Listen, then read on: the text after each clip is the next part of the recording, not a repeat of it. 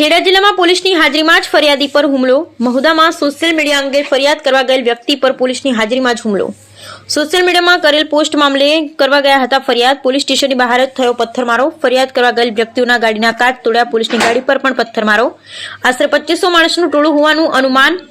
પોતાનો જીવ બચાવી તે લોકો પહોંચ્યા કઠલાલ પોલીસ મથકે. ધારાસભ્ય રાજેશ ચાલા પણ પહોંચ્યા કઠલાલ પોલીસ મથકે. બ્યુરો રિપોર્ટ વિજય સિસોટા. આપનું નામ શું છે? ચૌહાણ દિલીપસિંહ કઠલાલ. આજે જે ઘટના બની છે શું છે, ક્યાં બની ને કેવી રીતના બની? સોશિયલ મીડિયાની એક પોસ્ટ હતી, એના વિરુદ્ધમાં અમે લોકો ફરિયાદ દાખલ કરવા માટે મહુધા પોલીસ સ્ટેશને ગયા હતા. મારા મિત્રોને ફરિયાદ કરી હતી, એના માટે અમે ત્યાં મહુધા પોલીસ સ્ટેશને ગયા. તો મહુધા પોલીસ સ્ટેશનમાં ફરિયાદ દાખલ કર્યા બાદ અમે લોકો બહાર નીકળતા હતા. તો બહાર નીકળવા માટે ટોળું બહુ મોટું થઈ ગયું. તો પોલીસે અમને અડધો કલાક જેવું બેસાડી રાખ્યા. ટોળું વિખેરવાનો પ્રયત્ન કર્યો પણ વિખેરાયું નહીં.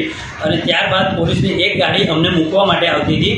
ત્યારે પોલીસ સ્ટેશનના ગેટમાં જ એટલું બધું ટોળું 2500 માણસનું ટોળું મોટું થઈ ગયું કે જેથી કરીને મારી ગાડી આગળ હતી વેગનાર અને પાછળ પીઆઈની ગાડી હતી. પણ મારી ગાડીને રોકી અને પથ્થરમારો ચારે બાજુથી કર્યો અને જીવ બચાવીને અમે લોકો ભાગ્યા. ત્યારબાદ પાછળની ગાડીમાં જે પીઆઈની ગાડીમાં જે ફરિયાદ દાખલ કરી એ ભાઈ હતા, તો એ ભાઈને ચાલુ ગાડીમાં ખેંચવાનો પ્રયત્ન કર્યો પબ્લિકે અને પીઆઈની હાજરી હોવા છતાં ખેંચવાનો પ્રયત્ન કર્યો. ત્યારબાદ અમે લોકો આમ ફરી અને બસ સ્ટેન્ડ બાજુમાં આવતા હતા. તો બસ સ્ટેન્ડ આગળ ટોળું વચ્ચે આવી ગયું અને ત્યાં પણ મારે ગાડી મૂકીને મારે ભાગવું પડ્યું. પીઆઈની ગાડીમાં બેસીને હું જીવ બચાવીને કઠલાલ પહોંચ્યો છું. કેટલી ગાડીઓ પર હુમલો કર્યો? પોલીસની ગાડી પર પથ્થરમારો કર્યો અને વેગનાર આખી આગળ પાછળ કાચ બાદ બધું તોડી નાખ્યું.